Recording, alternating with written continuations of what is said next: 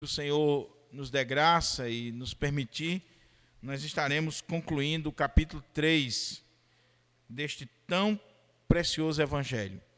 Então, Marcos capítulo 3, a partir do versículo 20, nós vamos ler e nós estaremos expondo a palavra do Senhor. Se você perdeu as outras mensagens, você pode ir no canal da nossa igreja e você tem lá os cultos gravados, todas as transmissões que foram feitas até agora, e também tem uma playlist separada só das pregações no Evangelho de Marcos. Então estão atualizadas lá, inclusive a de hoje pela manhã já está atualizada lá. Então é feita uma playlist só com as pregações. Tem o culto todo e tem uma lista só com as mensagens para que vocês acompanhem. Então já tem lá mais de 15 mensagens no Evangelho de Marcos, para a glória de Deus. Então hoje nós estaremos pensando um pouco do versículo 20 até o versículo 35, tá bom? Evangelho de Marcos, capítulo 3, versículo 20 até o versículo 35, palavra do Senhor. Diz assim a palavra de Deus. Então ele foi para casa. Não obstante, a multidão afluiu de novo, de tal modo que nem podiam comer. E quando os parentes de Jesus ouviram isto, saíram para o prender, porque diziam: está fora de si. Os escribas que haviam descido de Jerusalém diziam: ele está possesso de Beelzebu, e é pelo maioral dos demônios que expele os demônios. Então, convocando-os, Jesus lhes disse por meio de parábolas: como pode Satanás expelir a Satanás? Se um reino estiver dividido contra si mesmo, tal reino não pode subsistir. Se uma casa estiver dividida contra si mesma, tal casa não poderá subsistir. Se, pois, Satanás se levantou contra si mesmo e está dividido, não pode subsistir,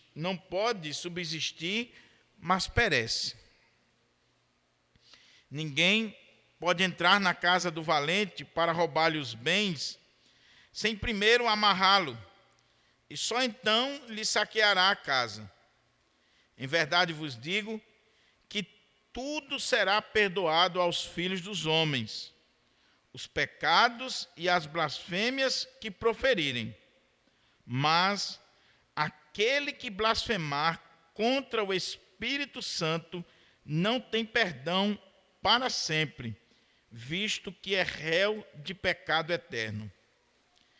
Isto porque diziam: está possesso de um espírito imundo. Nisto chegaram sua mãe e seus irmãos, e tendo ficado do lado de fora, mandaram chamá-lo. Muita gente estava sentada ao redor dele e lhe disseram: olha, tua mãe, teus irmãos e irmãs estão lá fora à tua procura. Então ele lhes respondeu, dizendo: quem é minha mãe? E quem são meus irmãos? E, correndo olhar pelos que estavam assentados ao redor, disse: eis minha mãe e meus irmãos. Portanto, qualquer que fizer a vontade de Deus, esse é meu irmão, irmã e mãe. Vamos orar mais uma vez, queridos, pedindo ao Senhor que nos ajude, que nos oriente, que nos edifique à luz da sua palavra nesta noite. Você veio aqui para ouvir a voz de Deus? Você veio aqui para ouvir a palavra do Senhor, para que o Senhor dê direção para a sua vida? Então, curva a sua fronte e peça o Senhor para falar com você. Peça o Senhor para, através do seu Espírito Santo, nos dar entendimento, discernimento, nos dar intrepidez na palavra do Senhor. Então, fale com o Senhor em nome de Jesus e peça a Ele para trazer aqui uma palavra ao nosso coração. Oremos. Ó Senhor, mais uma vez nós temos diante de nós a Tua palavra aberta. As Sagradas Escrituras encontram-se abertas diante de nós. Já foram lidas e agora, como ministro da Tua palavra, eu tenho a responsabilidade de ministrar essa palavra ao coração da Tua igreja. Por isso, meu Pai, em nome de Jesus, eu quero te pedir que o Senhor fale ao nosso coração, que o Senhor nos instrua, que o Senhor nos edifique, que o Senhor dê direção para a nossa vida. Em nome de Jesus, que as palavras dos meus lábios e o meditar do meu coração sejam agradáveis na Tua presença, ó Senhor, rocha minha e redentor meu. Amém. Amém. Mantenha a sua Bíblia aberta, por favor, tanto você que está aqui como você que me acompanha ao vivo. Pegue aí a sua Bíblia, mantenha ela aberta, porque nós vamos estar expondo esse texto e esperamos em Deus que o Espírito Santo de Deus aplique essa palavra nos nossos corações. À guisa de introdução, eu gostaria de destacar alguns pontos antes de adentrarmos ao texto e começarmos a explorar o texto bíblico. Em primeiro lugar, esse texto aqui, ele faz parte de um conjunto maior. Nós acabamos de ver uma perícope do Evangelho de Marcos, em que Marcos mostrava oposição a Cristo. Capítulo 2, do verso 1 até o capítulo 3, versículo 6, e também alguns colocam até o versículo 12. Então, aqui, desde o texto que nós ministramos hoje pela manhã, inicia-se uma nova unidade de pensamento. E os estudiosos olham para esse texto que nós temos aqui, e até o final do capítulo 4, e eles dizem que nós temos aqui um dia de trabalho do Senhor Jesus. Um dia, assim, atarefadíssimo. Sabe aquele dia que você trabalhou, que você tinha muitas tarefas para realizar? Você tem aqui Jesus subindo o monte para orar, depois ele escolhe os discípulos, depois vai ter esse contexto aqui da multidão, depois ele vai subir de novo o monte, vai atravessar o mar, vai expulsar demônios. É todo um contexto de trabalho do Senhor Jesus. Então, essa é a primeira coisa. Segunda coisa que eu gostaria de chamar a sua atenção é que aqui também nós temos um recurso literário que é usado por Marcos no Evangelho, que é conhecido modernamente, os estudiosos chamam de a técnica de sanduíche. O que é isso? Toda pessoa que escreve, ela usa recursos literários. Ela usa alguns modelos de alguns recursos para dinamizar a sua escrita. E o que seria a técnica de sanduíche que é usada por Marcos e que só na leitura devocional nós já vimos uma vez, e aqui também, e vamos ver em vários momentos do Evangelho de Marcos. O que é isso? O autor do Evangelho, ele vai contar uma história, e aí ele inicia aquela história, ele faz um intervalo, e nesse interregno ele insere um acontecimento no meio daquela história, e depois dele narrar esse fato, ele volta à história inicial, ao que ele tinha começado. Então, se você olhar aqui, Jesus, o contexto inicial que o autor quer mostrar é que a família de Jesus queria prender ele. Olha aqui como é que diz os versículos 20 em diante. Então ele foi para casa, não obstante a multidão afluiu de novo, de modo que nem podia comer. E quando os parentes de Jesus ouviram isto, saíram para o prender porque diziam estar fora de si. A ênfase desse texto vai ser sobre os parentes de Jesus.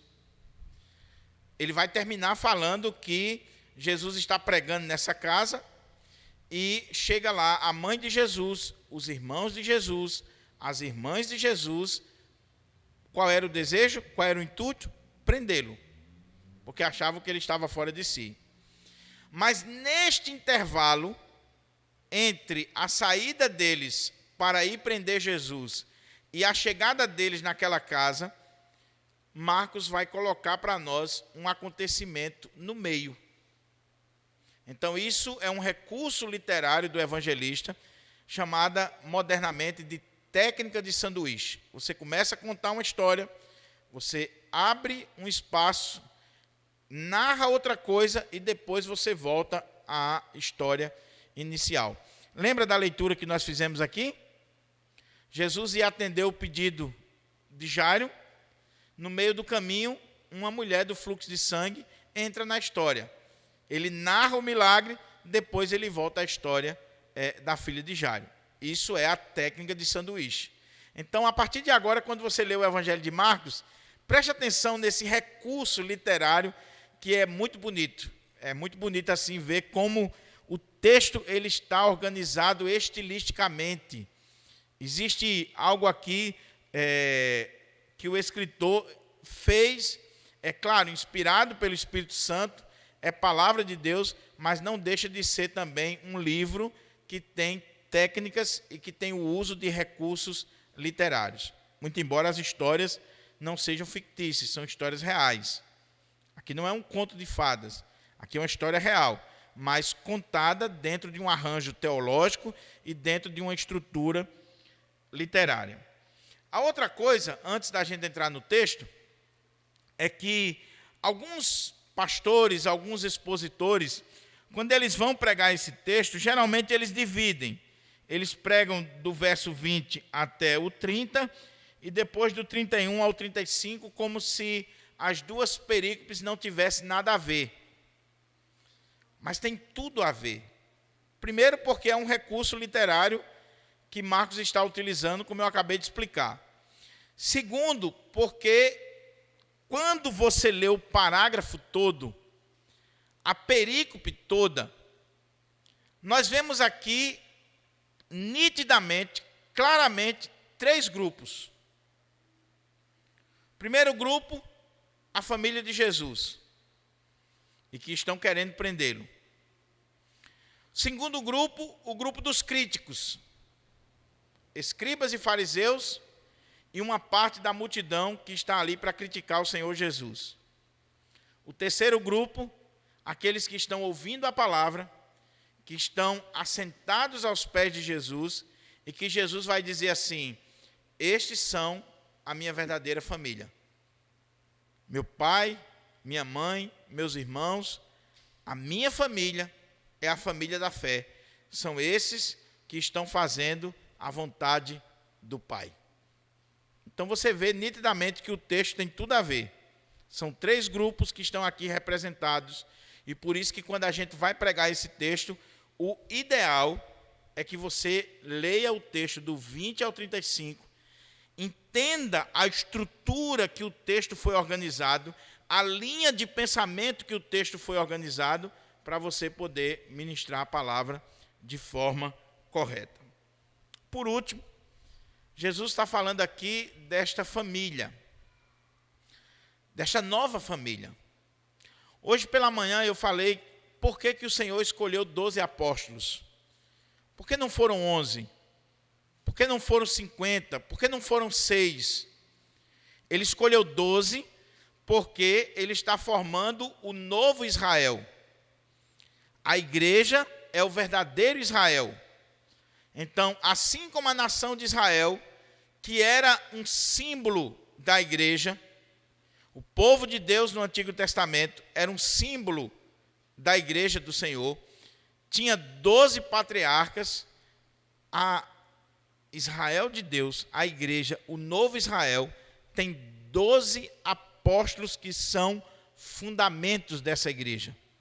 Apocalipse 21 Efésios 2, vai mostrar que esses apóstolos são os fundamentos desse novo Israel, dessa nova comunidade, dessa nova família. O verdadeiro Israel de Deus não é o Israel étnico, a nação israelita. O verdadeiro Israel de Deus é a igreja, que, conforme Paulo diz em Efésios, é composta de judeus e gentios. E aí o Senhor escolhe 12 apóstolos para representar exatamente essa nova família, que está sendo aqui também exposta para nós no final deste capítulo 3. Então, com isso em mente, meus irmãos, vamos ler o texto e à medida que a gente for lendo, a gente vai expondo e depois vamos tirar aqui algumas aplicações para a nossa vida. Em primeiro lugar, olha como é que o texto começa. Então, ele foi para casa. Esse então aqui, não necessariamente ele ligaria com o texto anterior, mas boa parte dos comentaristas entendem que nós temos aqui uma ligação sim cronológica. Após Jesus ter escolhido os 12 apóstolos, após ele ter orado a noite inteira no monte, descido ali e escolhido os 12 apóstolos, então ele foi para casa. Ele foi para Cafarnaum. Ele estava naquele contexto ali de Cafarnaum. Não obstante, a multidão afluiu de novo, de tal modo que nem o quê? Podia ou podiam comer. O que está escrito aí? Está falando de quem? Está falando de Jesus e dos discípulos, dos apóstolos. Então, isso aqui faz com que muitos comentaristas entendam que nós já temos aqui o início do trabalho dos apóstolos. O texto diz: então ele foi para casa. Não obstante, a multidão afluiu de novo, de tal modo que nem podiam, Jesus e os apóstolos que ele tinha escolhido, nem podiam comer. Eles não tinham descanso. Jesus está com a popularidade lá em cima. Ele está no auge do seu ministério. Ele está no momento mais sublime do seu ministério. É, portanto, que uma das razões por que ele escolheu 12 apóstolos, além da razão teológica que eu falei, é que, não tendo o apoio da liderança de Israel, pelo contrário, ele encontrou oposição da liderança de Israel, ele precisava de pessoas que, junto com ele, realizasse essa obra. A obra era muito grande, a multidão era muito grande, era muita gente para ser curada, era muito demônio para ser expulso, era muita cura, muita pregação que precisava ser feita. Então Jesus vai escolher 12 homens para enviar eles para pregar, expulsar demônio e curar enfermos. Ou seja, eles vão realizar as mesmas obras que Jesus estava fazendo. Então você tem aqui os apóstolos sendo autorizados por Jesus para realizar os mesmos sinais e maravilhas que ele fazia. Então, subentende-se que aqui nesse contexto os apóstolos estavam atuando junto com Jesus e nem podiam comer, não tinha descanso. Irmãos, sempre tem trabalho para ser realizado na obra de Deus. Não tenha dúvida. Sempre tem gente precisando de aconselhamento, gente precisando de cura, gente precisando ser liberta, gente precisando ouvir uma palavra, sempre vai ter. De tal maneira que, se a gente não tiver cuidado como liderança, a gente não tem tempo nem de comer. Porque na hora do almoço você tem que estar muitas vezes aconselhando, atendendo telefonema, visitando alguém, resolvendo alguma coisa, até de madrugada.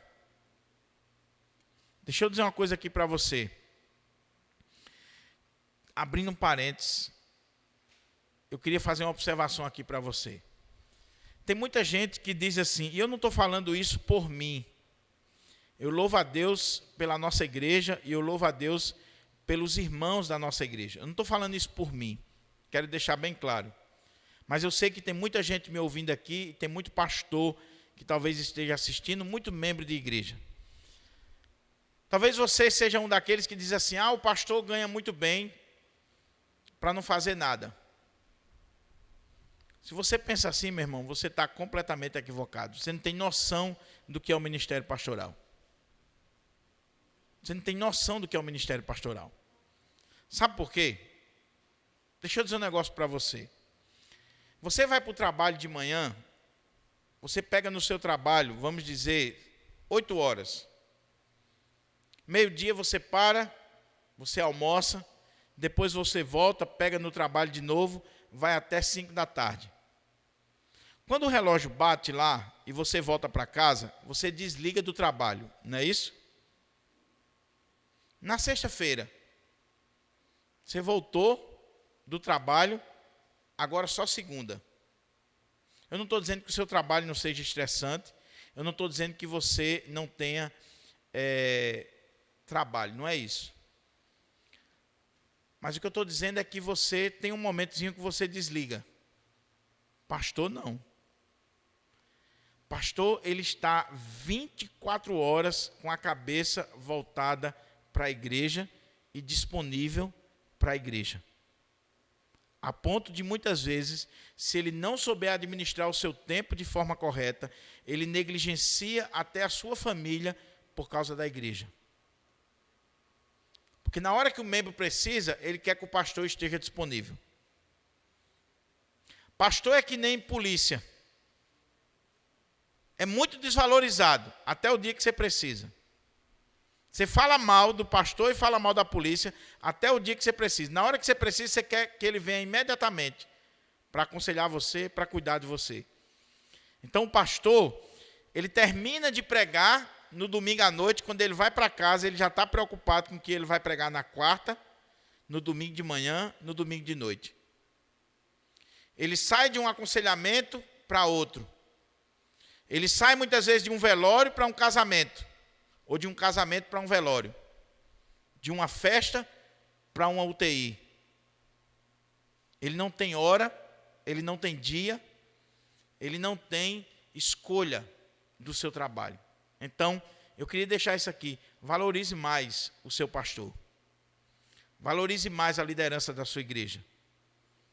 E se o seu pastor ele tem um dia de folga, respeite o dia de folga dele. Porque ele precisa ter tempo para a família. Assim como você deve ter tempo para a sua família, o pastor precisa ter tempo para a família. E muitas vezes, como eu disse, nós pecamos nisso. Quantas vezes o pastor, ele marcou assim um programa com a família, com os filhos. Olha, nós vamos sair hoje para comer uma pizza e a família está feliz da vida, porque naquele dia vai comer uma pizza com o pai. Aí um irmão liga, pastor, dá para o senhor vir aqui porque quebramos o pau aqui em casa, o casal, e a coisa está feia, dá para o senhor vir aqui? Ou então, fulano faleceu, a família está enlutada, dá para o senhor vir aqui? Eu já tive de sair, deixar um jantar num restaurante no meio, para ir para uma funerária dar assistência a uma pessoa, ou para ir para um hospital. Então, valorize mais.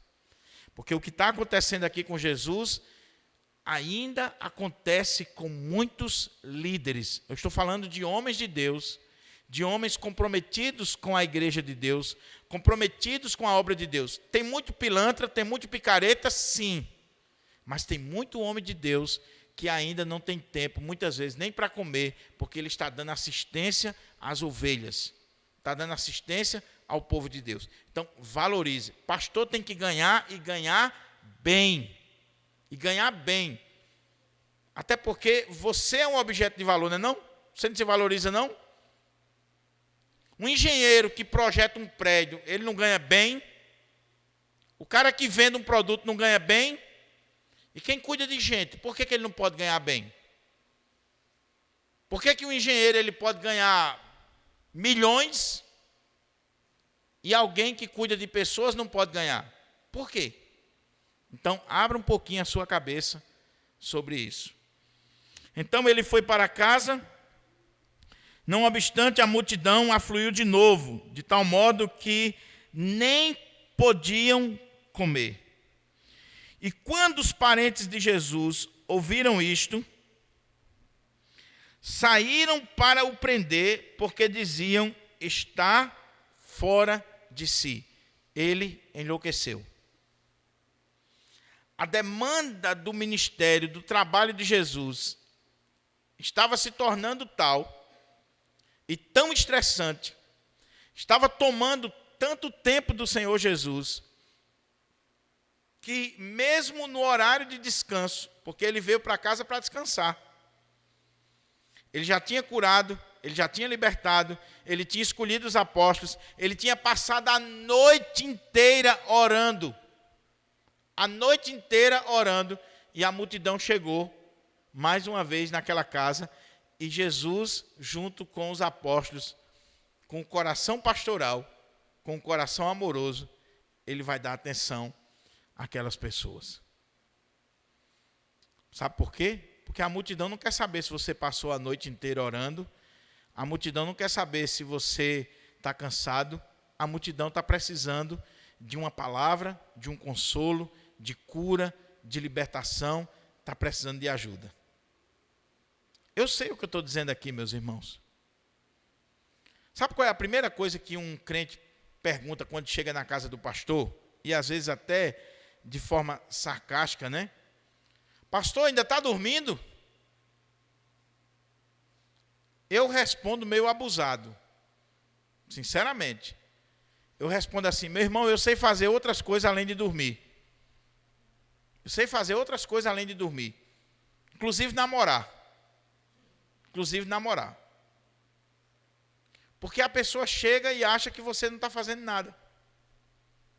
Só que ela não sabe qual horário que o pastor foi dormir.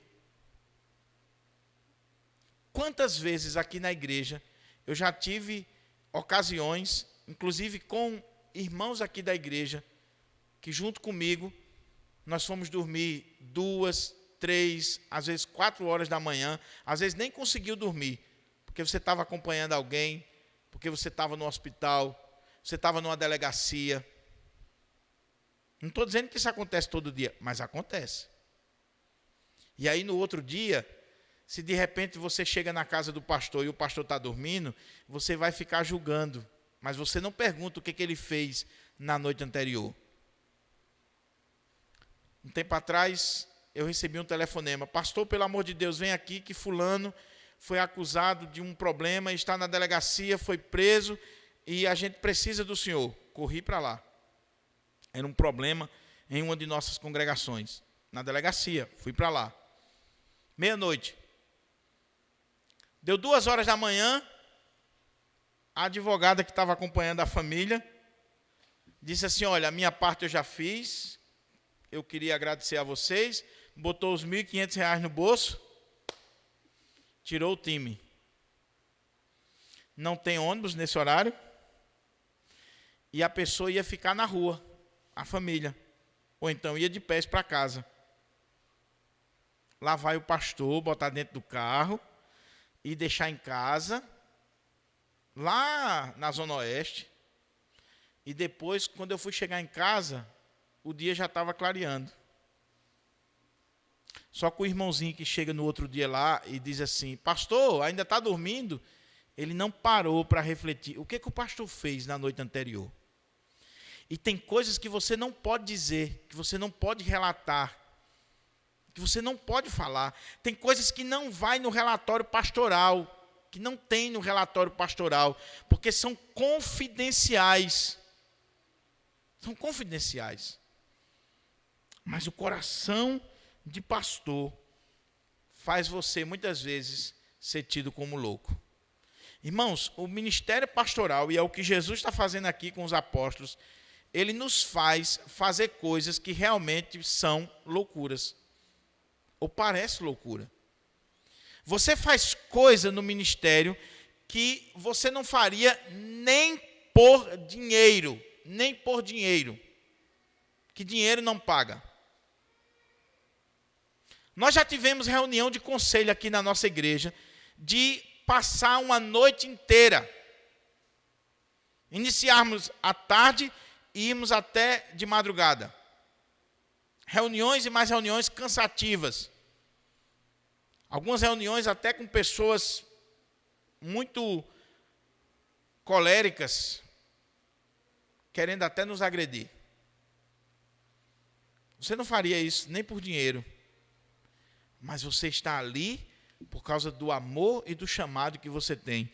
Jesus estava fazendo isso, aí a família soube, disse assim, ele está louco, ele está fora de si. Alguma coisa está errada aí na cuca dele, não tem como. Ele não está tendo tempo nem de comer, é só pregando, só curando, só expulsando demônio, só fazendo essas tarefas. Alguma coisa está errada nele, está fora de si. E aí eles tomam a decisão. Qual é a decisão? E quando os parentes de Jesus ouviram isto, saíram para o prender, porque diziam, está fora de si. E a expressão aqui, saíram para o prender, ela dá a ideia de que eles queriam pegar Jesus exatamente à força. Louco, você não avisa, você chega e agarra ele, e amarra e leva para casa ou para o hospital. Eles entenderam que Jesus estava louco, fora de si. Detalhe, o texto diz aqui que eram quem? Os parentes. Existe uma discussão muito grande entre os estudiosos, os exegetas. Quem são esses parentes? Não pode ser quem a gente está imaginando. Maria, a mãe. Nesse período aqui, José já tinha morrido. Os irmãos, as irmãs, como está no final do capítulo. Será mesmo? Será que os irmãos de Jesus convenceram Maria? Nós sabemos pelo Evangelho de João que os irmãos de Jesus não criam nele. Será que os irmãos de Jesus convenceram Maria de que Jesus estava louco? E mesmo Maria, tendo toda a revelação que foi dada por Deus através do anjo a ela, a respeito de Jesus, ela se convenceu disso como mãe? Alguns exegetas de linha mais católica, para proteger a figura da família, né, que eles chamam a família sagrada, a família santa, eles dizem que esses parentes aqui são parentes de segundo ou terceiro grau. Até porque a Igreja Católica defende a virgindade perpétua de Maria.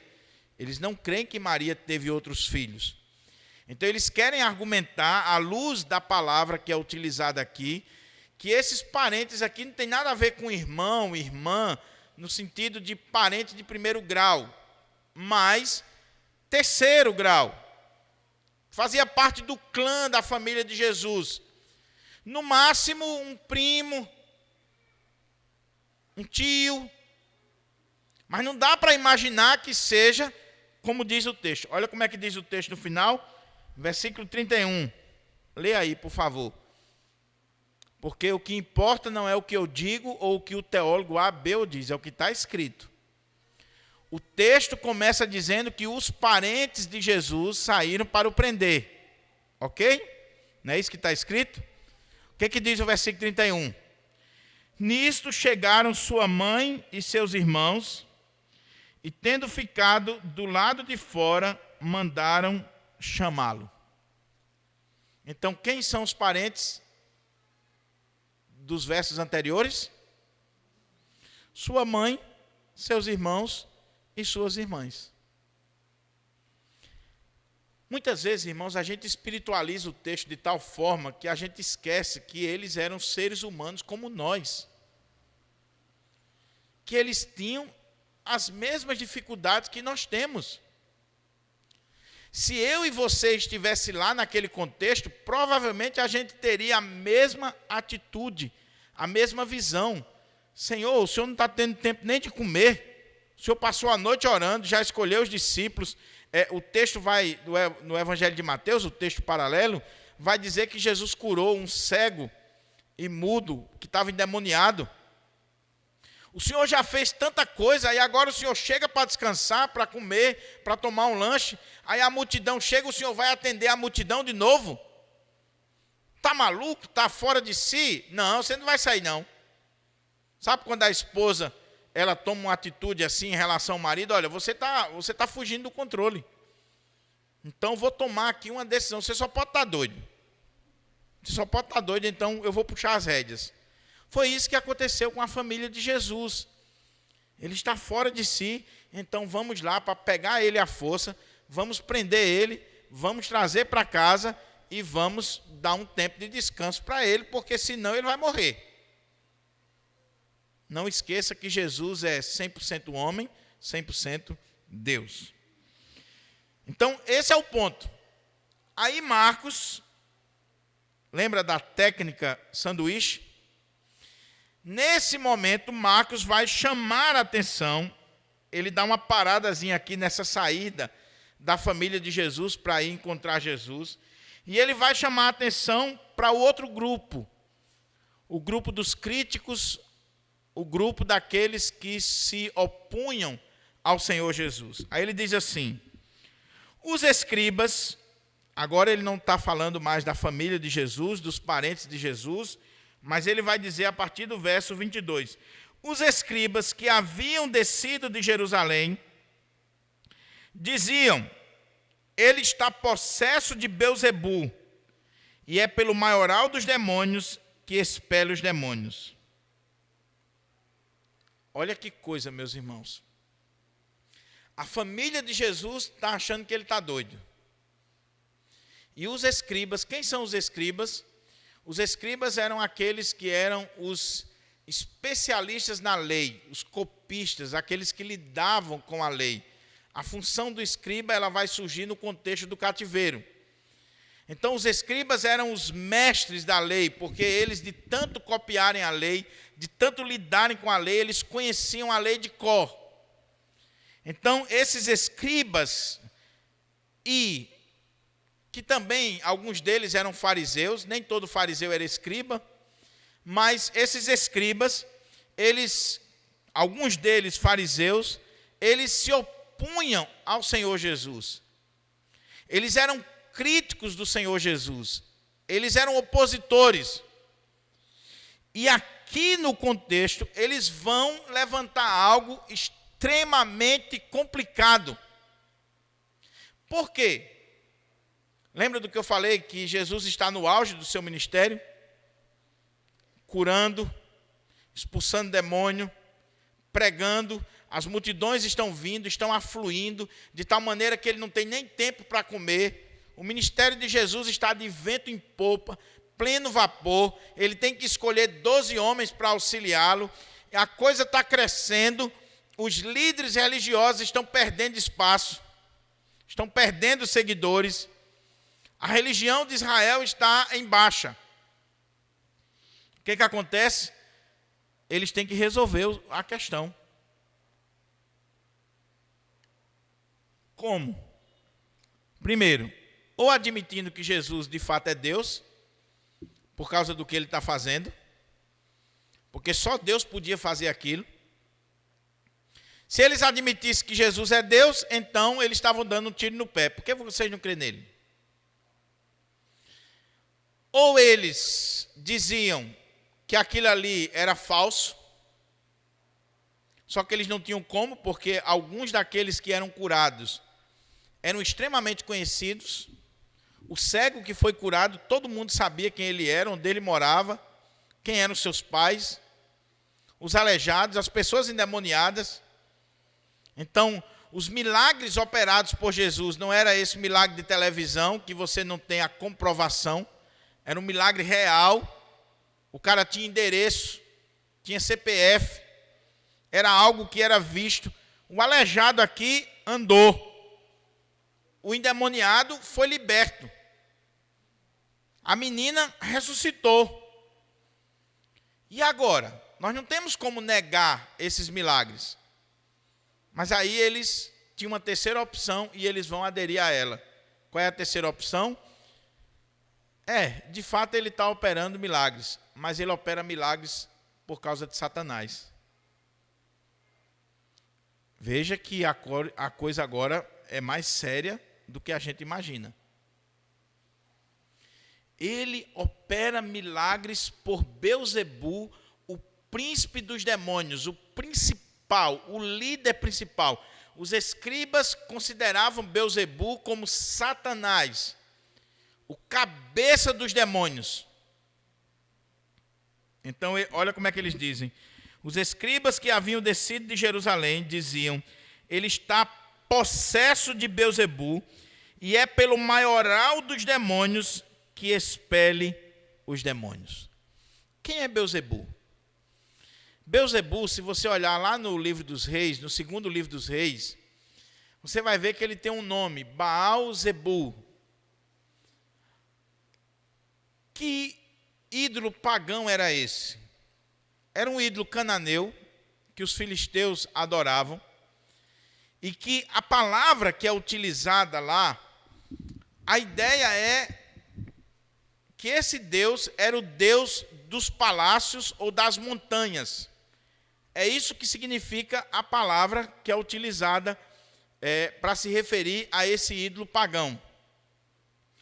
Mas os escribas e os fariseus, eles zombavam dessa entidade pagã, desse ídolo pagão, e aí eles mudavam uma letrinha, eles mudavam a palavra, a questão fonética, e aí eles chamavam Beelzebu.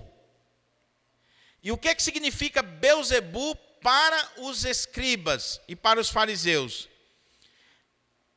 Lá para os cananeus, lá para os filisteus, lá para toda aquela turma pagã, Beelzebu significava o senhor dos palácios ou o senhor das alturas, dos montes, dos altos.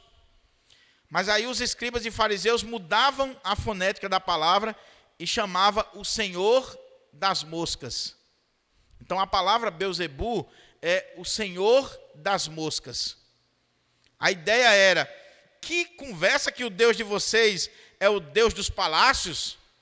É o Deus das alturas, dos montes? O Deus de vocês é Beelzebu, não passa do senhor das moscas. Que história de Deus dos palácios, dos montes, das alturas? É Deus de mosca. É Satanás. É Satanás. Eu sei que tem um livro aí chamado O Senhor das Moscas. Eu não li, não sei o que é, não sei se tem alguma relação com isso aqui. Não sei. Quem leu, por favor, depois do culto, você me dá uma dica aí. Se quiser me presentear, eu também dou uma lidazinha, tá bom? Mas eu não sei se tem alguma relação com Beelzebu. Se tiver, me fale. Eu não conheço, tá certo? Mas era assim que os escribas e fariseus se dirigiam àquele ídolo pagão. Para eles era Satanás, o maioral dos demônios, e não era nada de senhor das alturas ou dos palácios, era o senhor das moscas. E eles, para justificar, eles começam a dizer assim: ok, esse Jesus está operando milagres, está fazendo sinais, maravilhas aí, está curando, está fazendo tudo isso, mas ele está fazendo tudo isso é pelo maioral dos demônios, é por Beelzebu, é por Satanás. Ele está possuído por Satanás, ele está possuído pelo senhor das moscas. Olha que blasfêmia. Olha que coisa terrível. Se você estava achando terrível a família de Jesus, os parentes de Jesus, considerar ele como um louco, achar que ele estava fora de si, imagine o que os escribas estão fazendo junto com os fariseus, considerando Jesus um endemoniado. E não só um endemoniado, um possesso, mas um feiticeiro que fazia curas, exorcismos, sinais de feitiçaria, possesso por Satanás. Essa é a acusação deles. Se eles reconhecessem que ele era Deus, tinha que se converter. Se eles dissessem que era mentira, eles não tinham como provar, porque todos aqueles que eram curados, libertos, eram conhecidos. Então eles só têm essa saída, que é atribuir a obra que está sendo realizada por Jesus a Satanás.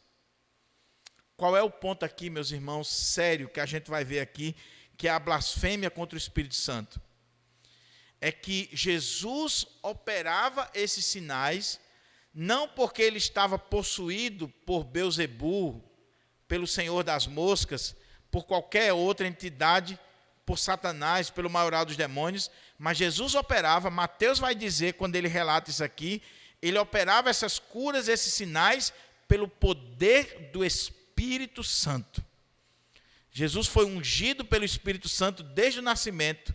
No seu batismo, ele foi mais uma vez revestido pelo Espírito Santo, e uma vez cheio do Espírito Santo, revestido do Espírito Santo, ele sai para operar sinais e maravilhas. E ele está operando no poder do Espírito, e aqueles homens estão atribuindo a obra do Espírito Santo na vida de Jesus ao diabo. Olha que seriedade. Mas olha o que diz o texto. Então, Jesus, conhecendo o pensamento deles, aquilo que eles diziam, então, convocando-os, Jesus lhes disse por meio de parábolas. Jesus vai dar uma resposta aqui a partir de parábolas, de ilustrações. Ele vai colocar aqui algumas imagens na frente daqueles homens, algumas ilustrações para mostrar o erro deles, o argumento falacioso deles. Como pode Satanás expelir Satanás?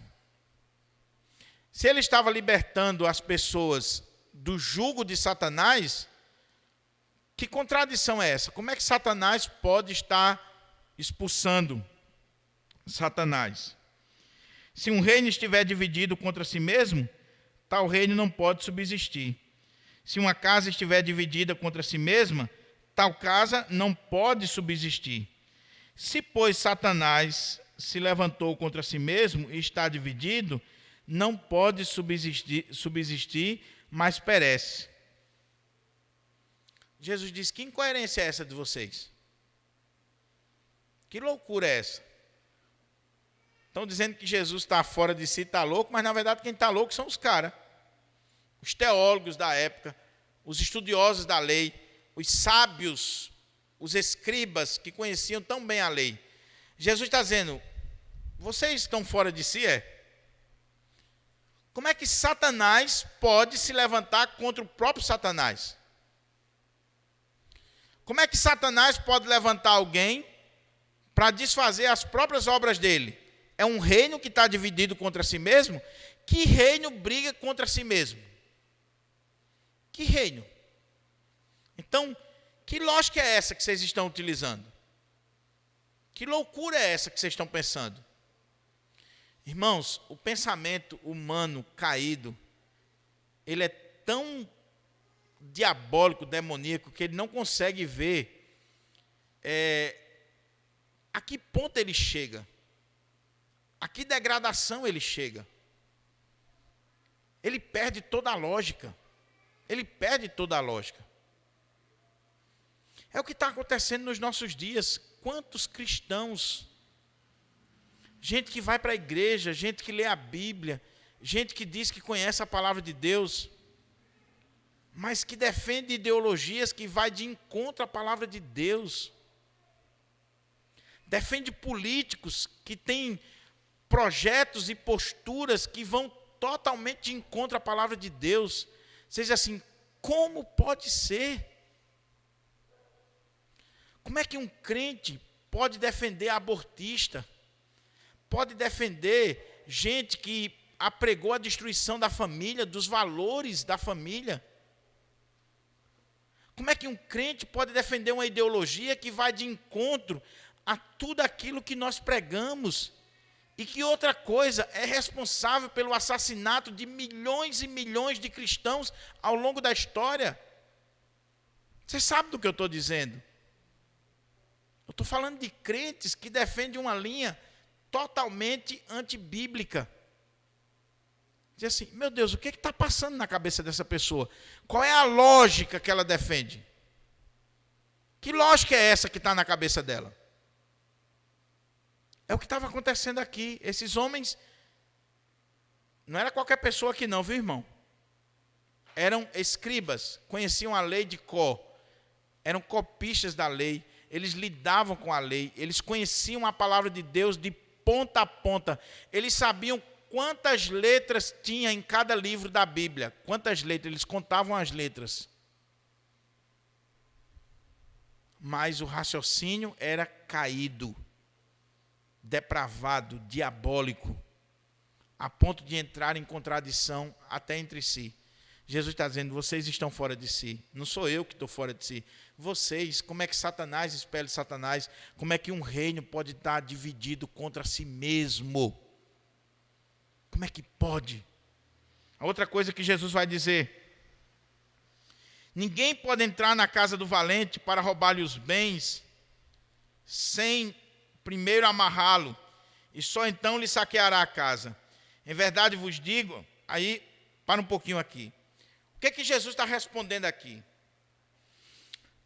Por que Jesus fazia curas, sinais e maravilhas? Por que Jesus expulsava demônios? Por que Jesus estava realizando toda aquela obra? Era porque ele estava possuído por Satanás? Não. Não, senhor.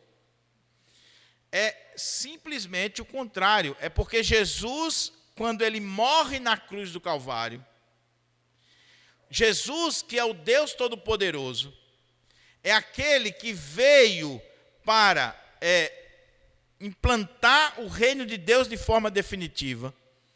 Ele tem a vitória final sobre Satanás.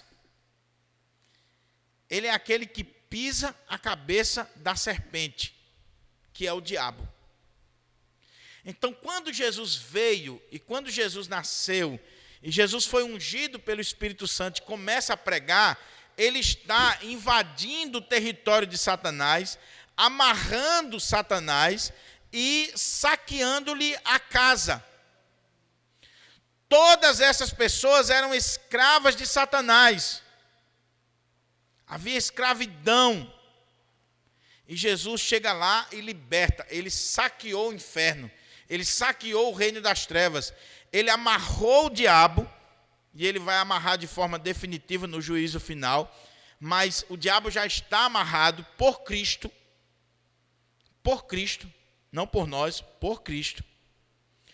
Ele amarrou o diabo. E a prova que ele amarrou ao diabo é que o reino de Deus agora ele avança. E como é que ele avança? Curando, libertando, pregando, proclamando, expandindo o reino de Deus. E o diabo não consegue barrar, estancar, parar a obra de Deus. Não consegue.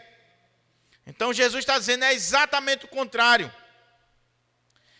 Eu não estou possesso por Satanás, porque Satanás não pode estar dividido contra o seu reino. Mas o que está acontecendo é que eu estou amarrando o valente, a Satanás, e saqueando a sua casa. Quando eu curo, quando eu liberto, quando eu expulso demônios, quando eu prego o evangelho, é a casa de Satanás que está sendo saqueada. E ele não consegue parar com isso. Isso é o evangelho, meus irmãos. Satanás é um ser limitado, amarrado por Jesus Cristo. E aí toda vez que a igreja prega, que a igreja exerce cura, que a igreja exerce libertação, é mais uma vez a casa de Satanás sendo saqueada. E nós precisamos fazer isso. Porque nós estamos lutando contra um inimigo já vencido, já derrotado. E nós precisamos avançar. Por isso que aquele texto, quando diz assim, as portas do inferno não prevalecerão contra a igreja, tem muita gente que tem aquela ideia, o seguinte, a igreja está aqui e o inferno está vindo de lá para cá. Não, meu irmão. A ideia é exatamente o contrário. As portas do inferno não prevalecem contra a igreja, é porque a igreja está indo, marchando, saqueando o reino das trevas, e as portas do inferno não prevalecem contra ela, porque Satanás já está amarrado. Já está amarrado. Então esse é o outro argumento de Jesus para explicar as curas, os milagres, os exorcismos no seu ministério. Mas aí ele vai levantar algo muito grave, e é o penúltimo ponto aqui para caminharmos para a conclusão. Ele diz assim, após ele explicar que aqueles milagres eram realizados porque ele estava amarrando Satanás e saqueando a casa do valente, ele vai dizer assim: em verdade vos digo que tudo será perdoado aos filhos dos homens, os pecados e as blasfêmias que proferirem. Mas aquele que blasfemar contra o Espírito Santo não tem perdão para sempre, visto que é réu de pecado eterno. Isto porque diziam: está possesso de um espírito imundo. Primeiro, Jesus disse: o argumento de vocês não tem sustentação, porque um reino não pode estar dividido, Satanás não pode estar expulsando Satanás. Segundo, o argumento de vocês não faz sentido, porque é exatamente o contrário.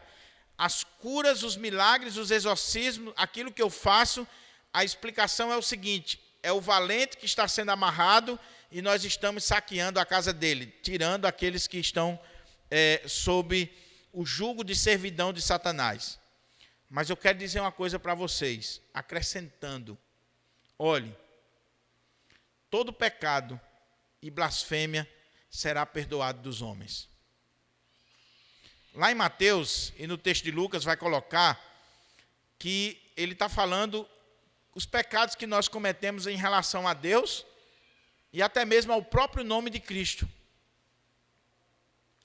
Mas ele diz assim: mas aquele que blasfemar, aquele que falar mal, aquele que praguejar, aquele que caluniar, olha, contra o Espírito Santo não tem perdão para sempre, visto que é réu de pecado eterno. Isto porque diziam: está possesso de um espírito imundo. Aqui nós temos aquele ponto da teologia que talvez seja um dos pontos mais delicados da nossa teologia, que é a blasfêmia contra o Espírito Santo, que é o pecado imperdoável. Não tem perdão para esse pecado aqui. Veja, você pode ter pecado contra Deus, como diz lá nos textos sinóticos, contra Cristo, mas se você cometeu o pecado da blasfêmia contra o Espírito Santo, não tem perdão eternamente. Está perdido eternamente. Aí algumas coisas vêm à nossa cabeça, né? Primeiro, pastor, o que é o pecado contra o Espírito Santo? O que é a blasfêmia contra o Espírito Santo? Segundo, pastor, será que eu já cometi esse pecado? As pessoas ficam com medo, ficam nervosas. Terceiro, pastor, um crente pode cometer esse pecado? Será que existe alguma possibilidade de um eleito de Deus, de um servo de Deus cometer esse pecado, blasfemar contra o Espírito Santo, e aí está perdido, pastor? Então essa é a discussão dos teólogos. O que seria a blasfêmia contra o Espírito Santo? E aí tem gente que viaja na maionese e procura as mais diferentes explicações para isso aqui. Mas lembra daquela regrinha hermenêutica? Texto sem contexto é pretexto para heresia. Nós somos bíblicos, nós somos protestantes. E a Bíblia é a nossa única regra de fé e prática. Não é o que o pastor Diogo diz, não é o que o pastor ABC diz, é o que a Bíblia diz. Deixa eu fazer essa observação aqui, meus irmãos. Nós estamos vivendo um momento difícil na história da igreja. E quem estava dizendo isso, para não ficar aqui nas minhas palavras, segunda-feira, o reverendo Augusto Nicodemos, expondo a carta aos Coríntios, no Expondo as Escrituras, ele falou isso. Sabe o que está acontecendo hoje? A autoridade dos crentes não está sendo mais a Bíblia. Sabe qual é a autoridade dos crentes? Pastor Diogo, pastor Hernandes, pastor Augustos, Paulo Júnior, Paul Washer. Meu irmão, você crê nisso? Rapaz, eu tenho uma certa dúvida, mas o doutor fulano falou. Ah, doutor fulano falou, ok. E é o doutor que eu prefiro, né? Um é de Paulo, outro é de Pedro, outro é de Apolo. Um é de R6 Pro, outro é de Paul Washer, outro é de Paulo Júnior. Irmãos, a pergunta não é o que fulano disse, que é o que está acontecendo hoje. A pergunta é o que a Bíblia diz. O que a Bíblia diz? O que o seu pastor, ou o seu teólogo, ou o seu pregador preferido diz, não tem nenhum valor ou nenhuma autoridade se não estiver pautado na palavra de Deus. Está escrito, é aqui, ó, eu quero, me mostra aqui na Bíblia. Não, é o meu pensamento. Então, é o seu pensamento, meu irmão, eu vou aderir ou não, mas eu não sou obrigado a lhe seguir, não. A única regra de fé e prática é a Bíblia, a palavra de Deus. Então, cuidado, dê uma avaliadazinha se você não está sendo aquele que é seguidor de homens. Que a pessoa diz assim, eu discordo, pastor. Não, mas foi o doutor fulano que disse. Ah, não, aí eu concordo. Eu já vi isso aqui na igreja. Discussão teológica. Não, mas foi fulano de tal que disse. Ah, foi fulano. Que profundo. Porque o doutor fulano, ele escreve assim, 2 palavras. Meu Deus, que profundidade. Ele coloca lá no Twitter ou no Facebook dele. Jesus é o Senhor. Meu Deus, nunca vi isso. Doutor fulano disse que Jesus é o Senhor. Que profundidade, que mente extraordinária. Tenha vergonha. Você está sendo seguidor de homens. Você tem que seguir a Cristo. Então não é o que eu digo, não é o que o teólogo A pensa. É o que a Bíblia diz. E o que a Bíblia diz? O que o contexto diz? Simples, meus irmãos. O que é a blasfêmia contra o Espírito Santo? De forma natural, o texto, não sou o que eu penso. E a teologia reformada, glória a Deus, porque nós cremos que a linha que interpreta de forma correta a palavra de Deus, não que acerte em tudo, mas eu creio que aqui está certo. O que é o pecado contra o Espírito Santo? É você atribuir uma obra que é de Deus, que é uma obra do Espírito Santo, a Satanás. Mas o ponto aqui é que essa atribuição que está sendo feita, ela está sendo feita de forma consciente, deliberada, de uma forma completamente desonesta. Eles sabiam que era de Deus. Eles sabiam que Jesus estava operando pelo poder do Espírito Santo. Se você olhar o texto de Mateus, as multidões estavam maravilhadas. Eles nunca viram aquilo. E eles estão dizendo assim, verdadeiramente este homem é filho de Deus. Nós nunca vimos ninguém curar leproso. Nós nunca vimos ninguém fazer esses sinais que ele faz. Mas os líderes religiosos, e aqui é que está o perigo, os líderes religiosos, de forma consciente, deliberada, eles dizem, é obra de Satanás e não do Espírito Santo. Ele está possesso por um espírito imundo. Então, por que não tem perdão, irmão? Não tem perdão porque essa pessoa, ela atingiu assim o limite máximo. Na verdade, ela ultrapassou. Eu achei muito interessante uma ilustração. Não é pecado citar os doutores não, viu? Eu vou citar. Só estou dizendo que eles não são regra de fé e prática. Mas para você não me entender mal, eu vou citar o doutor. Vou citar o doutor Augusto Nicodemos, que é uma pessoa que eu admiro. Tanto ele como o pastor Hernandes e outros. O pastor Augusto Nicodemos, expondo esse texto alguns anos atrás, ele usou uma ilustração que para mim é perfeita. O que é a blasfêmia contra o Espírito Santo e por que ela não tem perdão? É quando o camarada, de forma consciente, deliberada, ele ultrapassou todos os limites. E aí, qual foi a ilustração que o doutor Augusto Nicodemos usou? Ele disse o seguinte, imagine um avião. Um avião, ele está na cabeceira da pista, e para ele pegar voo, para ele subir, ele precisa de uma determinada distância para ele atingir uma determinada velocidade. Então, quando a torre de comando dá o ok, o piloto joga todas as forças na turbina e o avião vai em direção àquela parte da cabeceira da pista que se ele atingiu a velocidade, o motor vai conseguir botar aquele avião para cima.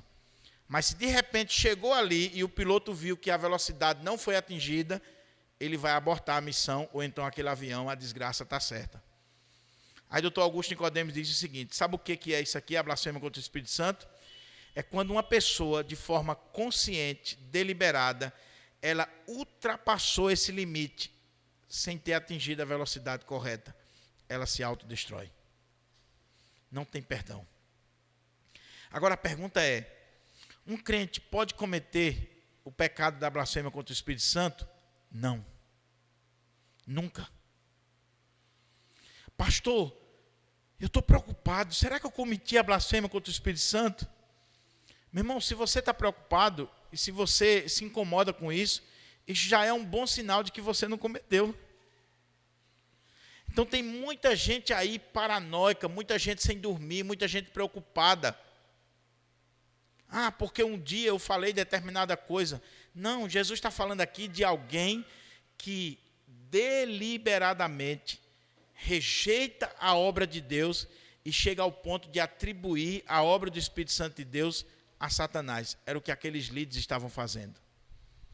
Então, meu irmão, se você é alguém que se preocupa com isso, se você é alguém que tem uma preocupação nessa área, isso é um bom sinal de que você nunca cometeu o pecado da blasfêmia contra o Espírito Santo.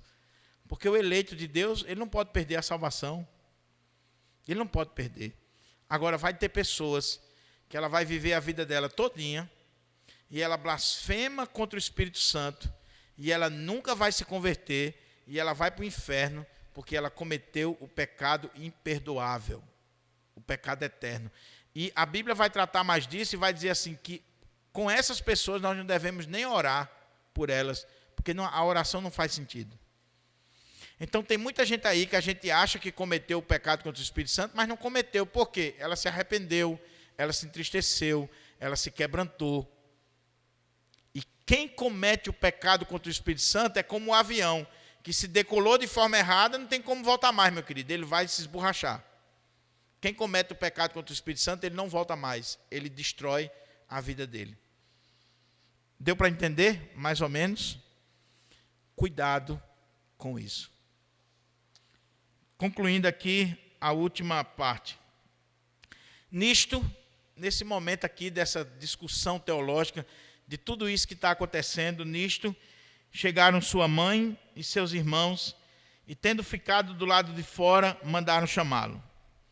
Jesus conhece todas as coisas, ele é onisciente. Ele sabia que a turma estava lá fora para quê? Como é que o texto começou? Para prendê-lo, para levar a força para casa. Aí o que Jesus faz?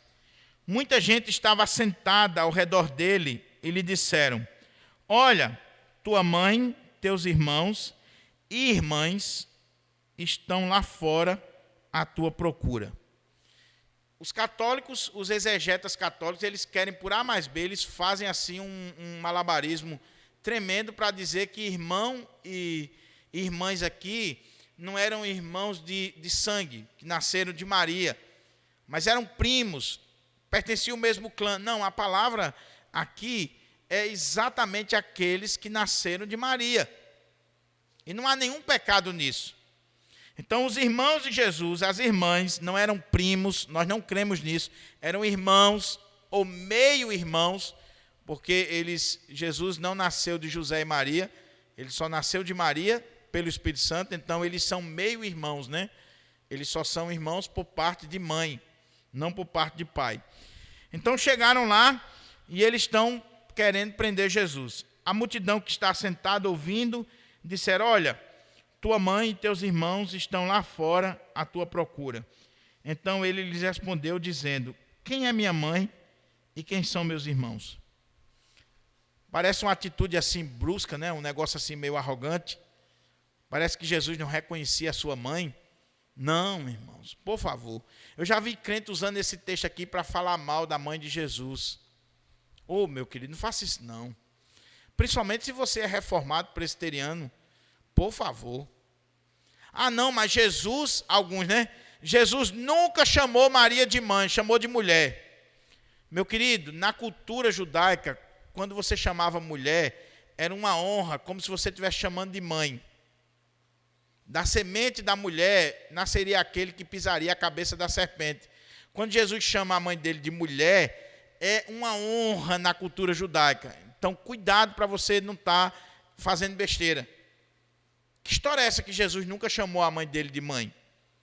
Se o texto de Lucas diz que ele foi para casa e ele era submisso a ela em tudo. Então, a questão aqui é que Jesus sabia por que eles vieram. E ele está ampliando aqui a visão daquelas pessoas, porque ele está formando o novo Israel, a nova família, o povo de Deus. Que os laços são muito maiores ou mais fortes do que laços de sangue, laços familiares. São muito maiores. Então ele diz assim, então lhe respondeu dizendo, quem é minha mãe e quem são os meus irmãos? E correndo olhar pelos que estavam assentados ao redor dele, aqueles que estavam ouvindo a palavra, aqueles que estavam prestando atenção, aqueles que estavam querendo aprender, que não tinham cometido o pecado da blasfêmia contra o Espírito Santo. Por quê?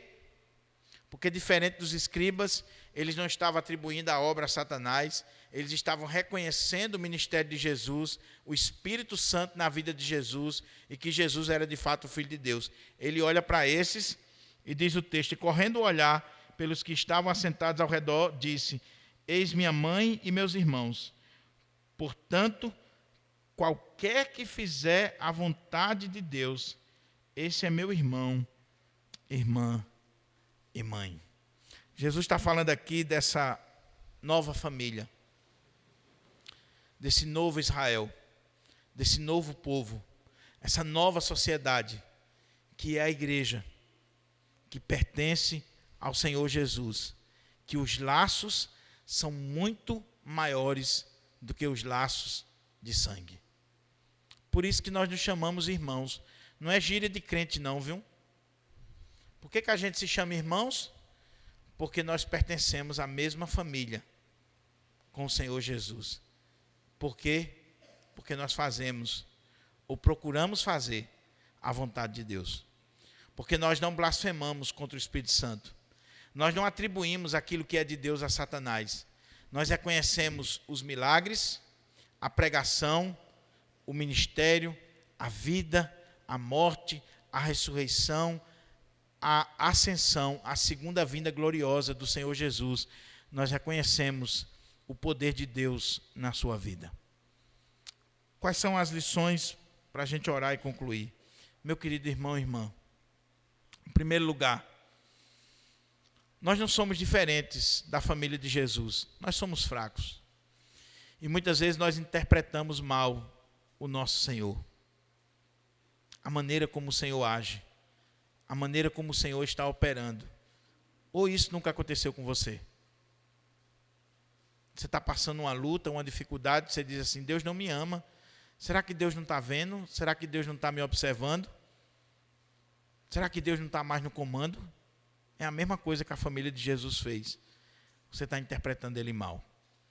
Segunda coisa, meu amado irmão, cuidado com esse conhecimento da Bíblia que não leva você a se quebrantar diante de Deus. Esses homens conheciam tanto a Escritura, conheciam tanto a palavra, lidavam com a palavra todo dia, mas não se quebrantaram diante de Deus. Não reconheceram o Filho de Deus, não reconheceram a ação do Espírito Santo de Deus e chegaram a blasfemar, a cometer um pecado imperdoável. Como eu disse, eu creio, biblicamente falando, que um crente verdadeiro, ele não blasfema contra o Espírito Santo. Mas isso não é motivo para você brincar. Isso não é motivo para você brincar. Avalie sua vida. Avalie seu coração. O conhecimento que você tem da Bíblia lhe leva a ser mais submisso a Cristo, a amar mais Cristo, a buscar uma vida cheia do Espírito Santo, ou é simplesmente o conhecimento para estar debatendo, discutindo, sobretudo nas redes sociais? Terceiro lugar, meu amado irmão, cuidado, porque Satanás ele tem estratagemas que a gente nem imagina. a ponto de querer atribuir aquilo que é de Deus a ele. Uma vez eu estava no seminário e um pastor perguntou uma coisa foi numa aula, inclusive com Augusto Nicodemos. A gente estava numa aula de exegese das cartas de João. Então, era uma aula de mestrado, mas a minha turma estava se formando e nós estávamos nessa aula. E um pastor perguntou assim: pastor, o que o senhor acha desses movimentos pentecostais e algumas coisas? E pela pergunta, eu saquei que o cara estava querendo ver uma crítica, um negócio assim mais acirrado. E o pastor Augusto Nicodemos respondeu algo que eu lembro até hoje. Ele disse assim: meu irmão, todos os dias quando eu me acordo e que eu oro ao Senhor, eu digo: Senhor, não me deixa falar mal se é a tua obra. Senhor, me dá discernimento, não me deixe falar mal se é a tua obra. Cuidado, meu irmão, porque nos grandes avivamentos da história, sabe o que dizia? É coisa do diabo. Hoje a gente lê os grandes avivamentos e a gente diz assim: ah, que maravilha, Jonathan Edwards, tantos avivamentos que a gente olha assim e a gente se deleita. No contexto, era atribuído a Satanás, por muitos legalistas, por muitos tradicionais, que olhavam para os fenômenos, porque todo avivamento tem fenômenos inexplicáveis à mente humana. Todo avivamento. Estuda a história dos avivamentos, para você ver. Existem fenômenos do Espírito Santo de Deus que foge à regrinha nossa. E aí, nós somos muito ávidos para dizer assim, principalmente nós, reformadão, né? Tradicional, é o diabo. É Satanás. Ô, meu irmão, cuidado. Porque pode ser o Espírito Santo de Deus. Pode ser o Espírito Santo de Deus. O Espírito Santo de Deus não está preso à nossa caixinha presbiteriana, à nossa visãozinha de mundo. O Espírito Santo de Deus é livre e ele sopra onde quer, como ele quer. Eu desafio você, olha a história dos avivamentos, você vai ficar admirado. Então, bota a mão na boca quando você for falar de algo que está relacionado às coisas de Deus. Tenha mais cuidado. Porque, às vezes, principalmente os jovens, desculpa que eu me dirigi aos jovens, mas às vezes você lê um livrinho de teologia, uma apostila, e você já quer discutir no Facebook, e você fica esculhambando pastor, falando mal de igreja, detonando as igrejas e dizendo que é coisa do diabo. E se for de Deus, meu bonitão, e você está indo de encontro a Deus? E se é o Espírito Santo que está agindo e você fazendo como os judeus do primeiro século, dizendo, tão bêbados, tão embriagados, 9 horas da manhã, aí, tudo bebo. E não tinha nada de bebida, era o Espírito Santo. Cuidado, ponha a boca no pó. Eu não estou dizendo que você não pode exortar. Exortar pode. Agora, com muito cuidado, avalie, tenha mais paciência, prudência. Por último, você faz a vontade de Deus? Porque somente aqueles que fazem a vontade de Deus é que são família de Deus. São irmãos, irmãs, mãe de Jesus. Pertence à família de Jesus, a família verdadeira, a família espiritual. Sabe o que está acontecendo hoje? Eu quero as bênçãos, mas eu não quero o Senhor das bênçãos. Então, a maneira como eu penso, como eu me visto, como eu vivo, como eu caminho, não diz respeito a Deus. Eu quero viver do meu jeito, me vestir do meu jeito, dirigir a minha vida do meu jeito. Não, querido. Você só é família de Deus, você só pertence a Deus se você faz a vontade do Pai. Você não pertence mais a você mesmo. Você pertence a Cristo. Então, a sua maneira de ser, a sua maneira de se vestir, tudo aquilo que envolve a sua vida, você tem um Senhor sobre a sua vida. Você está fazendo a vontade dEle? Quando você toma uma decisão, quando você escolhe o namorado ou a namorada, quando você vai para o trabalho, quando você bota uma roupa e se olha no espelho, quando você vem para a igreja, você está fazendo a vontade dEle? A vontade dEle está aqui, ó. Qual é o tempo que você passa buscando a vontade dEle? Buscando entender a vontade dEle? Que Deus nos abençoe. Que Deus nos aplique essa palavra no nosso coração. Vamos ficar de pé?